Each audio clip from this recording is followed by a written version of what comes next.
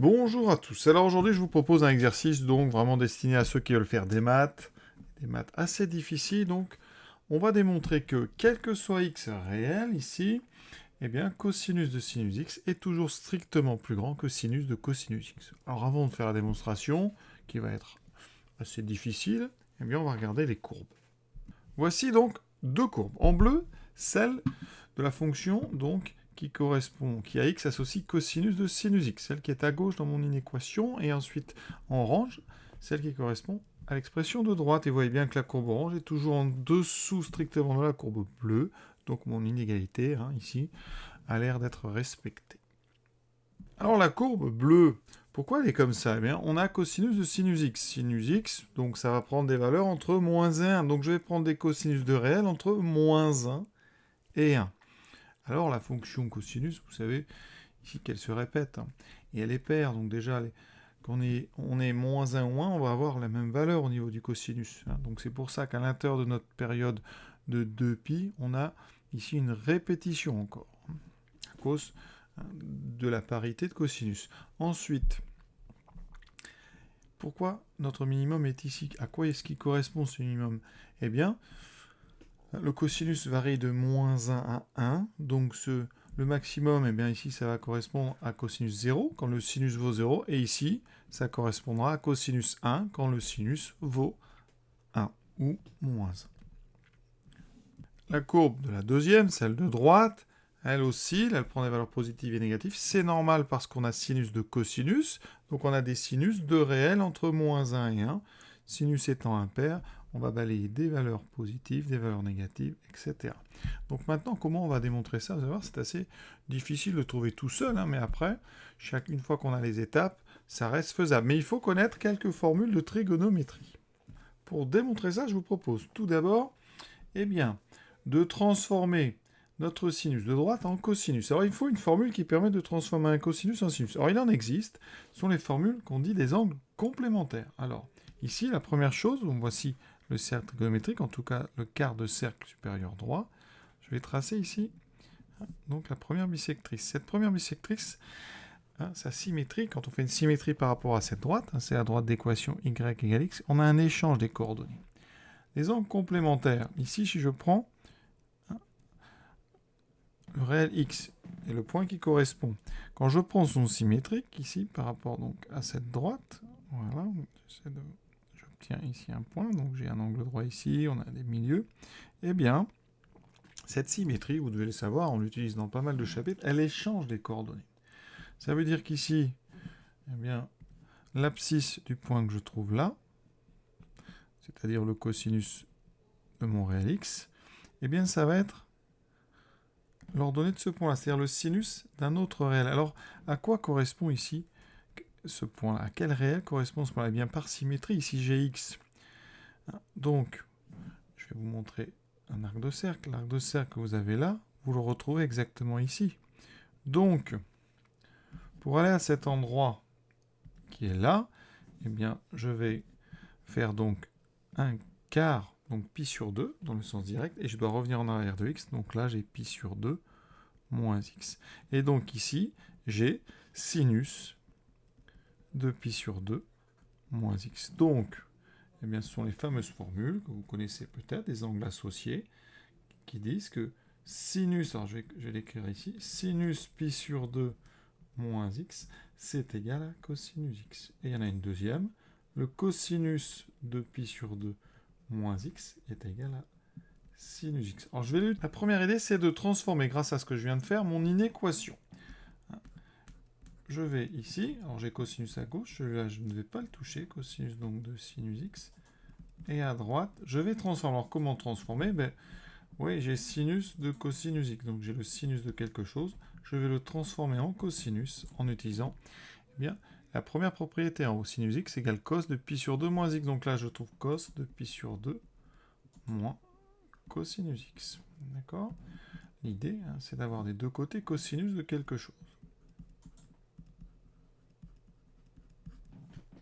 La deuxième étape de ma démonstration, eh bien, on va montrer, j'écris, montrons,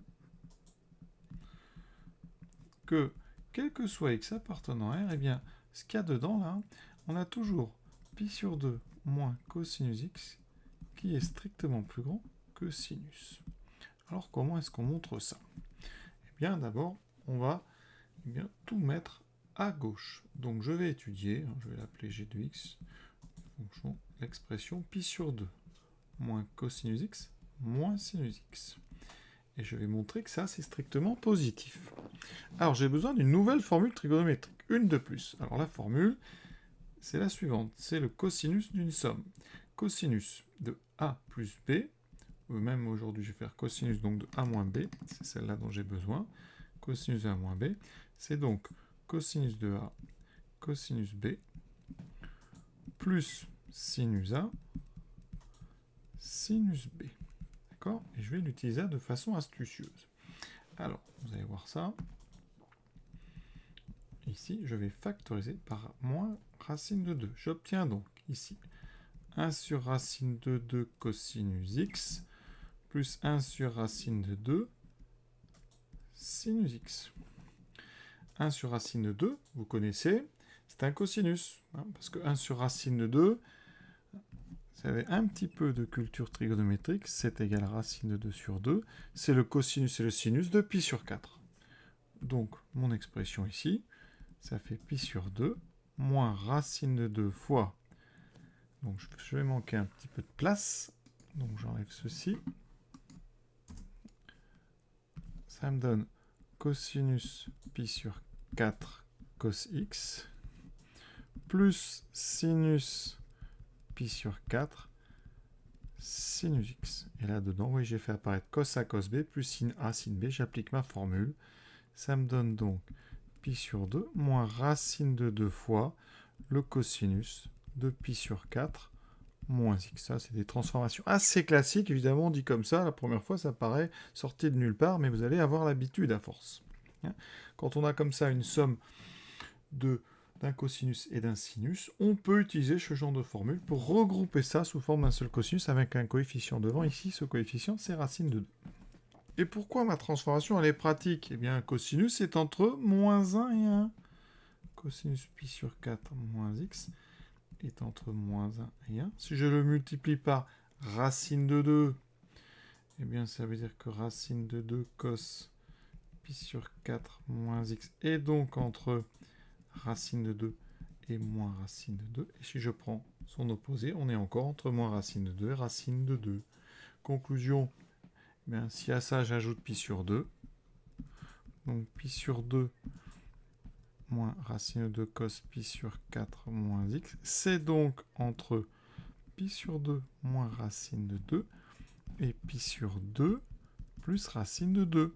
Or, pi sur 2 moins racine de 2, mais ça fait à peu près 1,7 moins 1,4, c'est strictement positif. Donc là, ici, on a bien notre expression qui est strictement positive. Donc, pour tout x appartenant à R, eh bien g de x est strictement positif.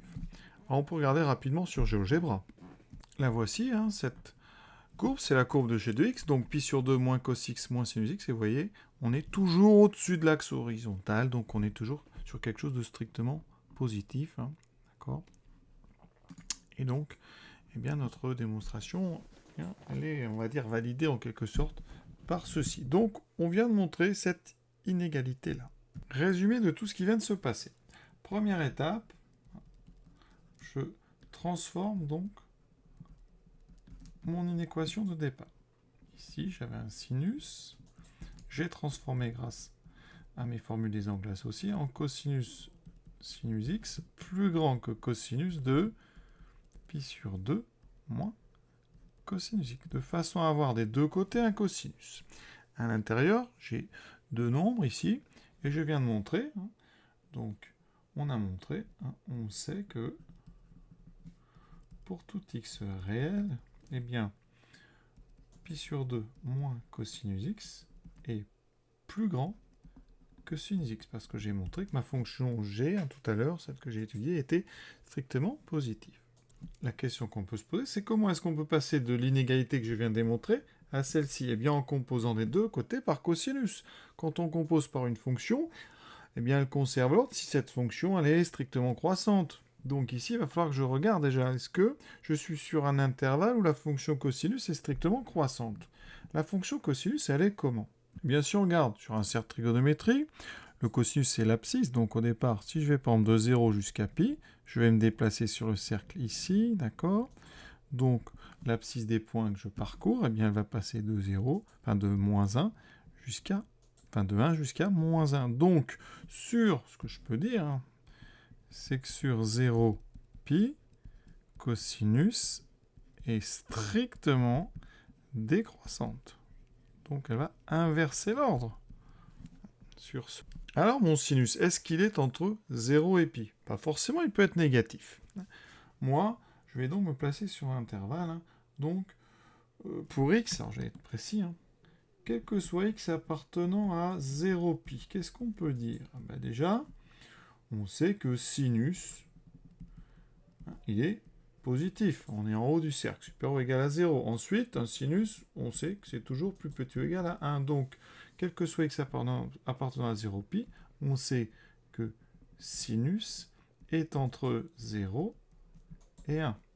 Et 0, 1, c'est dans notre intervalle 0 pi. Donc, pour tout x appartenant à 0 pi, sinus x appartient aussi à 0 pi. Qu'est-ce qu'on peut dire de pi sur 2 moins cosinus x? Cosinus x, il est entre moins 1 et 1. Donc, moins cosinus x, il est aussi entre moins 1 et 1. Je rajoute pi sur 2. Pi sur 2 moins cosinus x. Et donc, entre pi sur 2 moins 1 et pi sur 2 plus 1. Pi sur 2 moins 1. Alors, pi sur 2, ça fait 1,7. 1,7 moins 1, ça fait 0,7. Donc là, je suis supérieur ou égal à 0. Pi sur 2 plus 1, ça fait donc 1,7 plus 1. Ça fait 2,7. Je suis bien plus petit que pi. Donc, dans cette démonstration, je viens de montrer que cosinus était toujours... Enfin, pas cosinus, pardon. Pi sur 2 moins cosinus est toujours entre 0 et pi. Donc mes deux nombres, sinus x et pi sur 2 moins cosinus x, sont entre 0 et pi quand je prends bien sûr x entre 0 et pi. D'accord? Je résume ce que je viens de faire parce que c'est pas facile. Je viens de montrer quoi? Que sur 0 pi, sinus x appartenait aussi à 0 pi et pi sur 2 moins cosinus x appartenait à 0 pi. D'accord? Or, la fonction cosinus x est décroissante, donc strictement décroissante sur 0 pi. Donc, si j'ai pi sur 2 moins cosinus x qui est plus grand que sinus x, eh bien j'utilise une fonction décroissante sur 0 pi. Les deux nombres sont dans 0 pi, donc quand je vais composer par cosinus des deux côtés, qu'est-ce qui va se passer? J'utilise une fonction strictement décroissante, ça inverse strictement l'ordre. Donc ici, je me retrouve avec un signe strictement inférieur, donc j'ai ceci. D'accord? Donc j'étais parti d'un supérieur, j'arrive à un inférieur, il y a une parenthèse dans les liens. Voilà. Et c'est exactement ce que je voulais montrer. Vous voyez, donc, eh bien, ça veut dire que cosinus de sinus x est plus grand que cosinus de pi sur 2 moins cosinus x. Et on a donc bien démontré ça pour tout x appartenant à 0 pi. On a déjà fait une grande partie du travail. Donc bilan provisoire, pour tout x appartenant à 0 pi, j'ai déjà montré que cos de sinus x était plus grand que cos de pi sur 2 moins cosinus x, et donc que cos de sinus x était plus grand que sinus de cosinus x. Maintenant, comment on va généraliser ça à tous les réels? Alors, on va poser une fonction, soit f de x, qui est égale donc à cosinus de sinus x moins cosinus de pi sur 2 moins cosinus x. Ça, on sait que, eh bien, pour tout x appartenant à 0 pi, on vient de montrer que f de x était donc strictement positif. Maintenant, on va regarder ce qui se passe sur moins pi 0. Donc, soit petit x appartenant à moins pi 0. f de x, c'est donc cosinus de sinus x moins cosinus de pi sur 2 moins cosinus x. Et donc, je vais considérer grand X égale à moins x. Petit x appartient à moins pi 0, donc grand X appartient à 0 pi. C'est son opposé. F de petit x, ça donne donc cosinus de sinus de moins grand X, moins cosinus de pi sur 2 de moins cosinus grand X. Ici, on a une fonction sinus qui est impaire, donc ça me fait cosinus moins sinus grand X. Ensuite, la fonction cosinus, elle est paire, donc ça fait moins cosinus grand X. Le moins peut disparaître. Ce moins que j'ai ici, cosinus, c'est une fonction paire, donc ici, ça me donne cosinus de sinus grand X, moins cosinus de pi sur 2, moins cosinus grand X, avec un grand X qui est dans 0 pi sur 2. Et moi, regardez ce qui est en jaune, j'ai montré. Si un nombre est entre 0 et pi sur 2, cette expression, elle est positive. D'accord ? Et donc, je viens de montrer que f de petit x était strictement positif. Donc, maintenant, je sais que sur 0 pi et sur moins pi 0, f de x est positif. Donc, pour tout x appartenant à moins pi, je sais que f de x est positif. Donc, mon inéquation, elle est vraie pour tout x entre moins pi et pi. Alors, comment je vais généraliser ça à tous les réels ? Eh bien, par périodicité. On sait que ici, sinus et cosinus sont périodiques. F est 2pi périodique. D'accord ? On a une fonction qui est strictement positive sur un intervalle ici, moins pi pi, qui a pour largeur donc 2pi. Et donc, ce qui est vrai sur moins pi pi est vrai sur tous les intervalles, donc ici. Donc, quel que soit x appartenant à R, f de x est donc strictement positif, et donc, cosinus de sinus x est plus grand que cosinus de pi sur 2 moins cosinus x. Et donc, cosinus de sinus x est plus grand que sinus de cosinus x. Et notre démonstration est terminée. Vous voyez, c'est une démonstration quand même qui est assez longue. Il y a peut-être plus rapide, évidemment.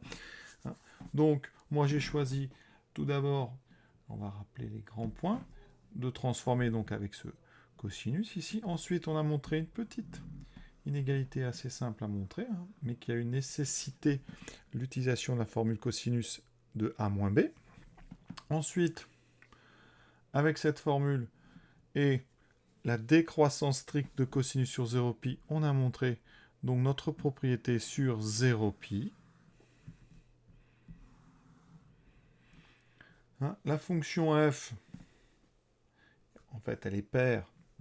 Et en remplaçant par moins x, on a montré que c'était vrai sur moins pi, pi. Et ensuite, par périodicité, eh bien, on a montré que c'était vrai sur R. Voilà. J'espère que ça vous a plu. Je vous souhaite une bonne fin de journée à tous. À très bientôt.